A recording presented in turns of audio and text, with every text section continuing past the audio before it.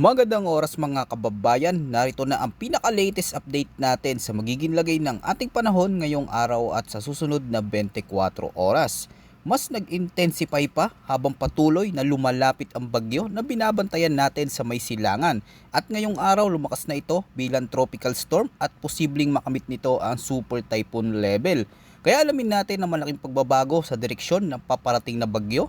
Para naman lagi kang updated sa lagay ng ating panahon, i-click mo lang ang subscribe button. Sa kasalukuyan, patuloy pa rin nakakapekto ang umiiral na Ridge of High Pressure Area o HPA sa malaking bahagi ng Northern at Central Luzon. Kapag may HPA ridge na bumabalot, mas nagiging stable ang kondisyon ng atmosfera sa maraming oras ng maghapon.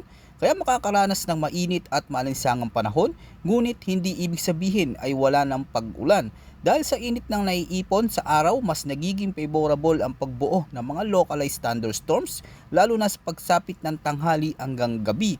Kaya mga pag-ulang ito ay kadalasang biglaan na may kasamang pagkulog at pagkidlat na maaaring magdulot ng mabilis na pagbaha o pagguho ng lupa sa mga apektadong lugar kapag naging severe thunderstorm. Samantala, patuloy nating binabantayan ngayon ang tropical cyclone na nasa labas pa ng Philippine Area of Responsibility o PAR. Ang sistemang ito ay nag-intensify na at isa ng ganap na tropical storm na may international name na Sinlaku. Sa pinakabagong datos, huling namataan ang sentro nito sa layong 2,715 kilometers sa silangan ng northeastern Mindanao. Taglay nito ang lakas ng hangin umaabot sa 95 kilometers per hour malapit sa gitna, na may pagbugsong umaabot hanggang 115 kilometers per hour. Sa ngayon, kumikilos ito pa westward sa bilis na 15 kilometers per hour. Sa forecast weather condition para sa Metro Manila at sa nalalabing bahagi ng bansa, inaasahan na maulap hanggang sa maulap na kalangitan na may isolated rain shower at thunderstorm lalo na sa hapon o gabi. Ang pangunahing setup nito ay ang tinatawag nating localized thunderstorms. Ibig sabihin, hindi sabay-sabay ang buhos ng ulan sa ilang lugar at hindi pantay-pantay ang dami ng ulan. Kadalasan, nabubuo ang mga thunderstorm na ito pagsapit ng tanghali hanggang hapon, dulot ng matinding init na nagpapataas ng moisture sa atmosfera. Kapag naging malakas ang thunderstorm, posible itong magdala ng pagkulog, pagkidlat at pabugso-bugsong hangin. Kaya maaaring maaraw sa ilang bahagi ng inyong lugar, pero sa kalapit na bayan ay biglang kakapalang ulap at susundan ng malakas ngunit panandali ang buhos ng ulan na posibleng magdulot ng bigla ang pagbaha, lalo na yung mga nasa mababang lugar at sa mga kalsadang may baradong drainage. Posible rin ang landslide sa mga lugar na malapit sa gilid ng bundok na mayroong sunod-sunod na pag-ulan sa mga nakaraang araw. Sa Metro Manila, ang karaniwang epekto ng ganitong senaryo ay ang biglaang pag-ulan na kadalasang tumatama sa oras ng rush hour. Dahil dito, asahan ang mabilis na paglala ng trapiko, pagbaba ng visibility at pag-ipon ng tubig sa ilang pangunahing kalsada. Pinapayuhan ng mga motorista at commuters na maglaan ng dagdag na oras sa biyahe, mag-ingat sa madudulas na kalsada at hanggat maaari ay umiwas sa mga rutang kilalang binabaha. At isang mahalagang paalala sa ating mga kababayan na huwag piliting tawirin ang baha kung hindi sigurado sa lalim nito. Maaring may nakatagong panganib tulad ng lubak, bukas na kanal o malakas na agos na hindi agad nakikita. At kung kayo ay nasa probinsya, bantayan ang level ng tubig sa mga ilog at sapa. Kahit hindi kalakasan ng ulan sa inyong lugar, posibleng may malakas na pag-ulan sa upstream na maaaring magdulot ng bigla ang pagtaas ng tubig. At sa mga nakatiras o bumabiyahe malapit sa kabundukan, maging alerto sa posibilidad ng pagguho ng lupa, lalo na kung tuloy-tuloy ang pag-ulan at labis ng basa ang lupa. Pagdating naman sa wind and coastal water condition, sa Northern Luzon, mararanasan ang light to moderate na hangin na nagmumula sa timog silangan hanggang timog kanluran, na may taas ng pag-alon na aabot sa 0.6 hanggang 1.8 meters. Sa Visayas at Mindanao, iira lang hangin mula silangan hanggang hilagang silangan na may parehong lakas at ang coastal water ay may taas ng alon na maaaring umabot sa 0.6 hanggang 2.1 meters.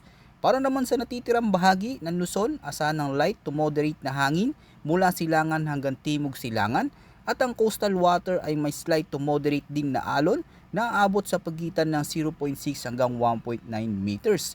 Tandaan, kapag may nabubuong thunderstorm lalo na malapit sa baybayin, maaaring biglang lumakas ang bugso ng hangin at tumaas ang alon kahit na nasa slight to moderate lamang ang forecast.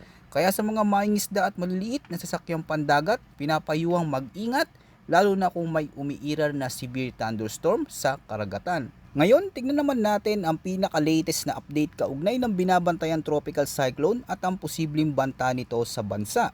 Para sa week 1 mula April 9 hanggang April 15 gaya ng inaasahan, ang tropical cyclone na nasa loob ng Philippine Maritime Domain ay patuloy pang lumalakas. Ayon sa mga model forecast, ang sistemang ito ay naasang kikilos sa direksyon pan-northwest habang nananatili pa sa silangang bahagi ng bansa.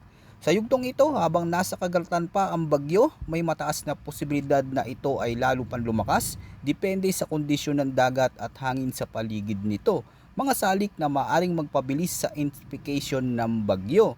Pagdating naman sa week 2, April 16 hanggang April 22, ipinapakita ng forecast model na magpapatuloy ang galaw nito pa northwest at inaasang papasok na sa northeastern portion ng Philippine Area of Responsibility o PAR at inaasang magre-recover ang bagyo o lilihis ang direksyong paakyat patungo sa southern coast ng Japan. Kapag sinabi natin recurving, ito ay ang unti-unting pagliko ng bagyo palayo sa bansa, pahilaga o pahilagang silangan, ngunit bago ito tuluyan lumihis, mahalagang tandaan na dadaan ito malapit sa silangang bahagi ng Northern Luzon kung saan maaring maramdaman ang lakas at epekto nito. Habang papalapit at patuloy na gumagalaw ang bagyo, ipinapakita ng ilang datos na maaari itong mag-intensify hanggang typhoon category at sa ilang senaryo ay may posibilidad na umabot pa ito sa mas mataas na level. Bagamat malayo pa ang forecast window ay maaari pa magbago ang eksaktong track at lakas nito. Kaya ang malinaw na babala may nakikitang potensyal para sa malakas na development ng nasabing bagyo. Kaya't kinakailangan seryosohin ng pagbabantay at huwag maging kampante mga kababayan. Sa kasalukuyang senaryo, hindi ito nakikitang direktang maglalandfall sa kalupaan, pero hindi ibig sabihin ay wala itong magiging epekto. Habang ito ipapalapit sa silangang bahagi ng bansa, posibleng hatakin ng sirkulasyon ng bagyo ang moisture at baguhin ang daloy ng hangin na maaaring magdulot ng mas aktibong pag-ulan sa maraming lugar.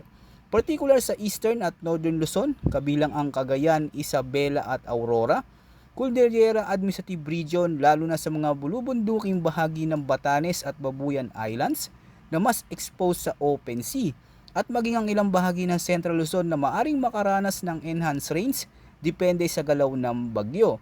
Sa mga lugar na ito, posible ang paminsan-minsan hanggang sa tuloy-tuloy na pag-ulan na maaaring magdulot ng pagbaha at pagguho ng lupa, lalo na sa mga high-risk areas.